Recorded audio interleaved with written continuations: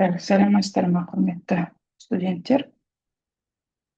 Сіздермен біз өткен видео лекцияларымызда консольді экрандар туралы айтқан болатынбыз. Тоқталған болатынбыз консольді экрандарға. Мысал келтірген болатынбыз, иә. 1:36 суретке жаңағы 5 тоннасы бар, 4 метр болатын жаңағы қабырғаға бекітілген жылжымалы бұрылмайтын кранның жаңағы жалпы көрінісін көрсеткен болатынбыз. Келесі тиегіштер. Бүгін өтетініміз тиегіштер.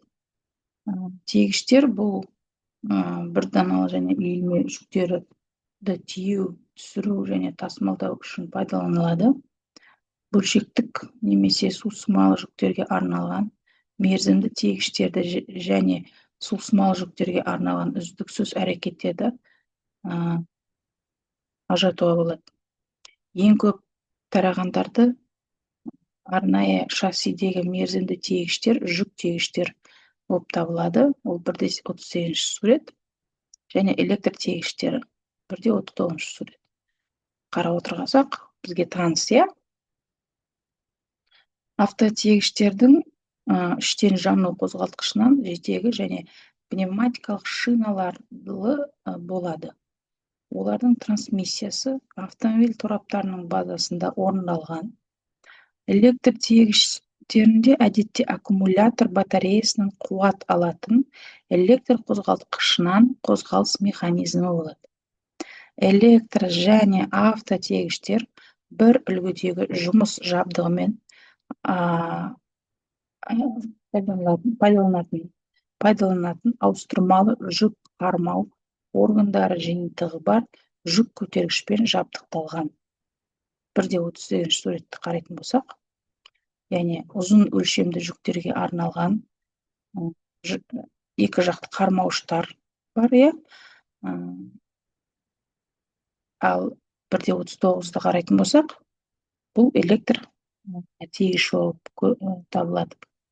Жүк көтергіште жүк көтергіш органымен бірге жүретін рамка болады. Шақтау жаңа телескопиялық болуы мүмкін. Және кейбір басқа жүк көтергіштерде жүк көтергіштің рамасы көлденең осьтің айналасында белгілі бір бұрышқа бұрылу мүмкіндігімен жасалады. Жүк вагонының жетегі әдетте гидравликалық цилиндрден жүзеге асырылады. Авто және электр тиегіштердің жүк көтергіші 45 тоннаға дейін жетеді. Жүкті көтерудің биіктігі 4,5 метрден аспауы керек. Роботтар мен манипуляторлар. Робот бұл өндіріс процесінде мотор және басқару функцияларын орындауға арналған өндіріс заттарын немесе технологиялық жабдықтарды жылжыту кезінде адамның ұқсас функцияларын алмастыратын автоматтық машина болып табылады.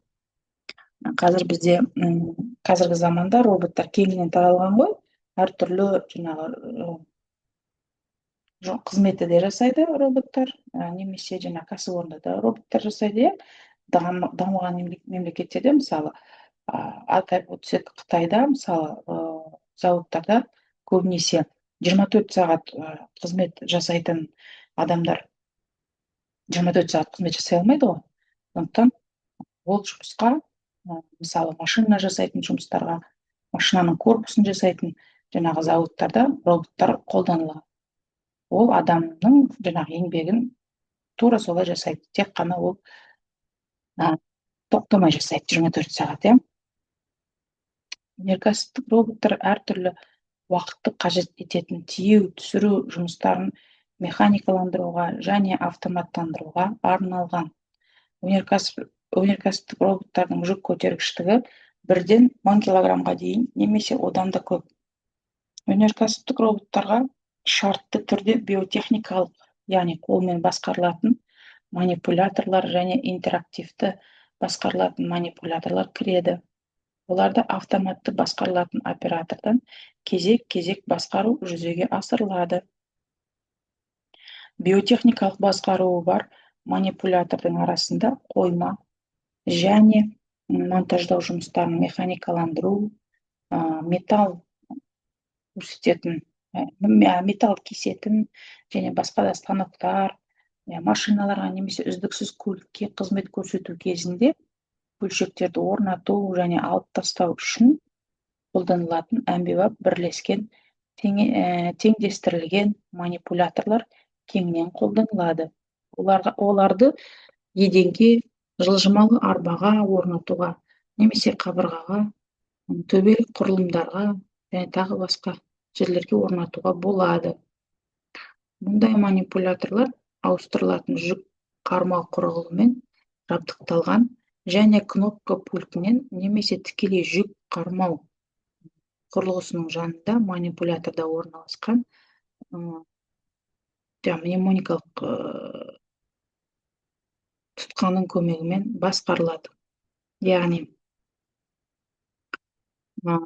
біз айтып өттік, робот пен манипуляторлардың арасындағы қандай айырмашылығы бар екенін, қандай қызмет атқаратынын осы жерден білетін боламыз.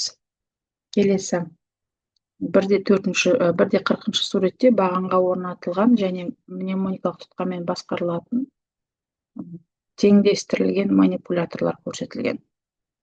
Жүкті көтеру электромеханикалық жетектің көмегімен артикуляциялық буынмен жүзеге асырылады. Көтеру жылдамдығы кең ауқымда реттеледі. Жүкті көтеру жылдамдығы басқару тұтқасының бұрылу бұрышы неғұрлым үлкен болса, соғұрлым үлкен болады. Қозғалтқыш өшірілген кезде жүк манипулятордың айналу осінің айналасында радиалды бағытта көлденең жазықтықта қозғалады. Осы қасиеттің арқасында жүкті қолмен жылжыту жұмысшысының аз күш қолданады адам. Бұл манипулятордың тепе-теңдік принципі манипулятордың. Қарастырылған манипулятордың жүк көтергіші 500 килограммнан аспайды. Әзірге осы 3-ші дәрісімізді осы жерден аяқтаймыз. Келесі кездескенше сау болыңыздар.